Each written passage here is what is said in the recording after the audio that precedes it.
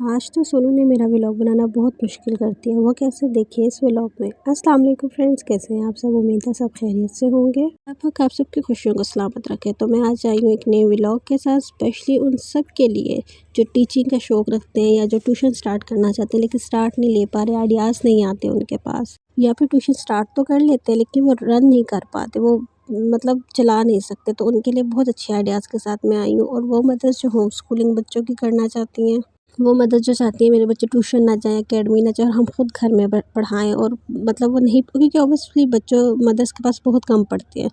तो उनके लिए भी मैं बहुत अच्छी टिप्स के साथ आई हूँ।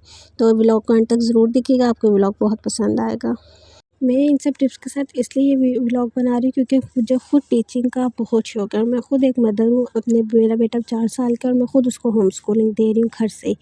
तो मैंने सोचा मैं आप लोग के साथ ये चीज़ ज़रूर शेयर करूँ, क्योंकि मुझे ट्यूशन का, टीचिंग का बहुत ज़्यादा शौक़ है। तो मैंने सोचा जब आप लोग मेरी एक फ़ैमिली बन चुके हैं तो अपनी फ़ैमिली के साथ अपना शौक़ ज़रूर शेयर करूँ, और अच्छी टिप्स है ताकि मदर्स अपने बच्चों को घर में खुद पढ़ा सकें।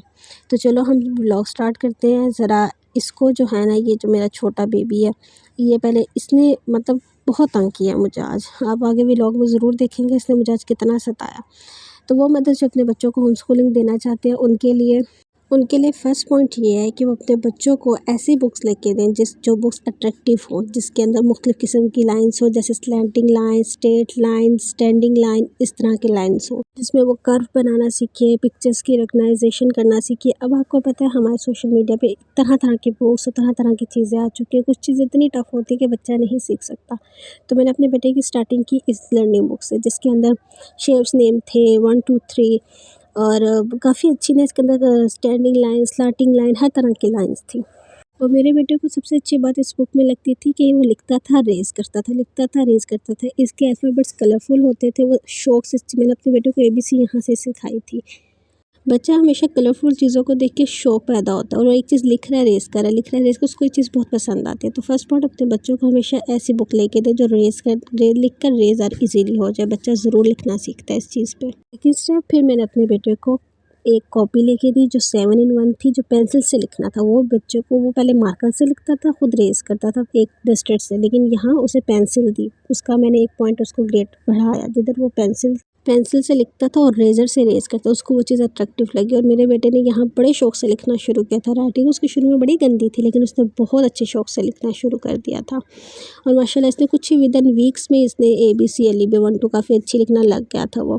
तो ये मैं मदर्स को कहूँगी, फिर ये वाला स्टेप आप लें कि उन्हें कॉपीज़ फिर लेकर दें। डायरेक्ट कॉपीज़ पे बच्चों को काम कभी मत करवाएं, डायरेक्ट ABC कभी मत लिखवाएं, बच्चे कभी भी नहीं सीखते। कि एक बच्चा 3-4 साल का है, वो छोटा है, उसकी मेंटालिटी इतनी ज़्यादा नहीं है कि वो एक चीज़ फ़ौरन फटाफट सीखना, कॉपी पे लिखना लग जाए। फिर मैं अपने बेटे को थर्ड पॉइंट पे लेकर आई शीट्स पर। फिर मैंने उसको फुल शीट्स नहीं लिखवाई, हाफ ऑफ शीट्स लिखवाती थी, ABC 1 2 LB। और माशाल्लाह विदिन वीक्स मेरे बेटे ने बहुत अच्छा रिस्पॉन्स मुझे देना शुरू कर दिया था। तो मुझे ये चीज़ बहुत अच्छी लगी थी, तो मैंने कहा आप लोगों के साथ भी शेयर करूँ मैं ये चीज़। और हमेशा जब भी बच्चों को सिखाएं तो लास्ट में उन्हें ज़रूर ये सिखाएं कि उन्हें नुक्तों की पहचान ज़रूर करवाएं, क्योंकि ये जो बेस होती है ना बच्चे की, साल 2 साल, ये आगे पूरी उसकी मैट्रिक तक, मतलब आपको पता है बेस ही फिर चलती है। अच्छा, एक टिप मदर्स के लिए भी है, और जो मेरी ट्यूशन वाली जो ट्यूशन स्टार्ट करना चाहती है उनके लिए भी है। मैं एक दुआ उनके साथ शेयर कर रही हूँ, ये अपने ट्यूशन वाले बच्चों को भी ज़रूर पढ़ाया करें, और अपने घर में आकर जब आप बच्चों को होम स्कूलिंग देने तब भी उनको ये दुआएं ज़रूर याद करें। 2 दुआएं, बहुत छोटी सी दुआएं हैं, ये लाज़मी बच्चों को याद करवाएं। मैं ये दुआएं लिख देती थी पहले, लेकिन अब मैं लिखती नहीं हूँ, ज़ुबानी याद करवा देती हूँ। ये बच्चों के इल्म में इजाफ़ा करती है और बच्चों को पढ़ाई में आसानी करती है। ये मैंने आज़माया, बेशक आप भी मदद ज़रूर ये चीज़ आज़मा के देखिएगा।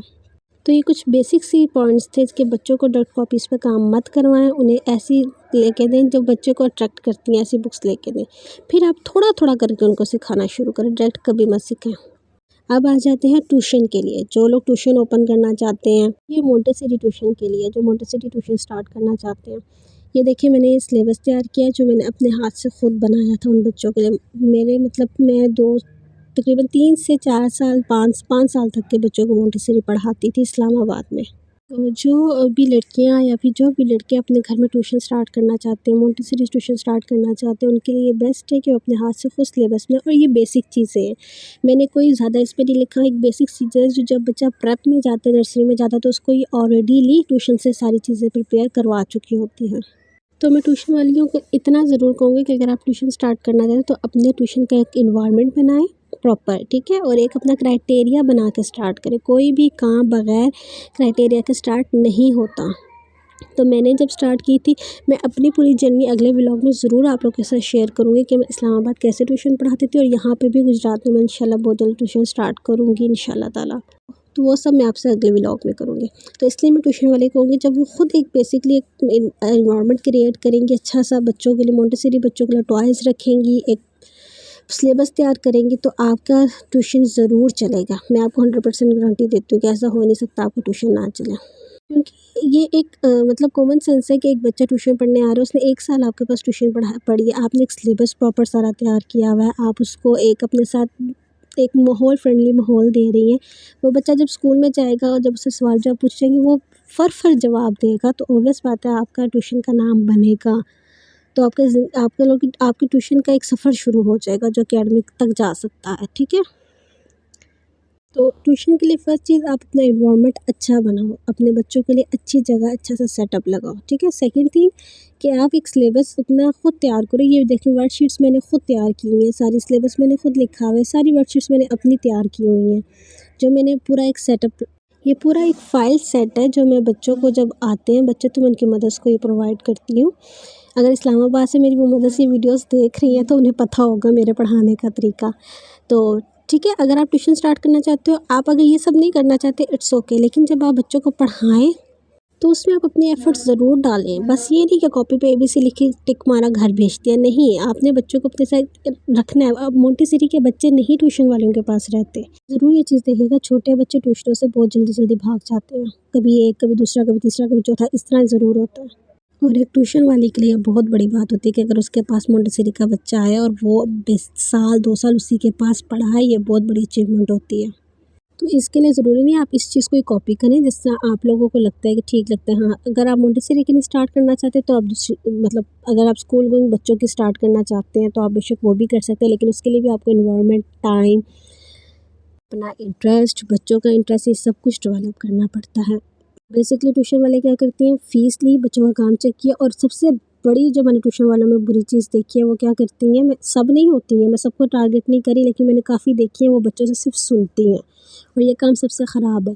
बच्चों से एक रजिस्टर रखवाएं, उस पर जितना रिटर्न हो सके रिटर्न काम करवाएं, क्योंकि रिटर्न काम कभी भी बच्चा भूलता जल्दी नहीं है।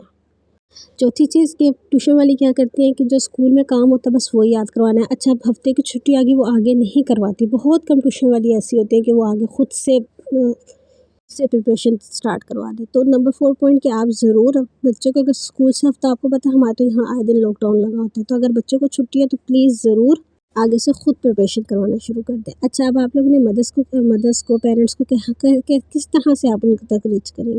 फर्स्ट चीज़ कि आप इस तरह से सॉफ़्ट कॉपी बना सकते हैं। सॉफ़्ट कॉपी बना के आप अपने व्हाट्सएप पे आगे शेयर कर सकते हैं, जितना हो सके उतना शेयर होगा। सेकंड थिंग आप ये कर सकते हो कि आप बैनर, अच्छा सा बैनर लगवा के अपने घर के बाहर लगा लो, या फिर जहाँ पे स्टेशनरी की शॉप हो, स्टेशनरी की शॉप पे किसी साइड पे दीवार पे आप अपना बैनर लगा लो, जिससे पेरेंट्स को आप लोगों तक आने में आसानी हो जाएगी। आप अपने मोहल्ले में कह सकते हो लोगों को, आप 1-2 बच्चे भी जब आपने पढ़ाना शुरू कर दिया और आप अच्छे तरीके से पढ़ाओगे, अच्छे माहौल के साथ, तो डेफ़िनेटली आप इन द मंथ आप अपने आपके पास बच्चे ही बच्चे हो जाएंगे। तो इंशाल्लाह ताला बहुत जल्द मैं आप लोग के साथ अपना ट्यूशन एक्सपीरियंस शेयर करूँगी, जो मेरे साथ इस्लामाबाद में था, और मैं यहाँ कैसे सेटअप करने जा रही हूँ, क्या करने जा रही हूँ, यहाँ पे कैसे सेटअप लगाऊँगी।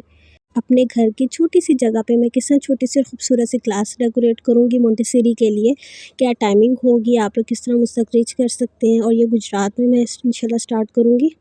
और मैं यहाँ वैसे स्टार्ट करूँगी जैसे मैं इस्लामाबाद पढ़ाती थी, सेम इसी तरह। मैं अगले व्लॉग में आपसे ये सारी बातें शेयर करूँगी, मैं कितनी फ़ीस लेती थी, मैं किस तरह पढ़ा रही थी, मेरा क्या मतलब क्या तरीक़ेकार है पढ़ाने का।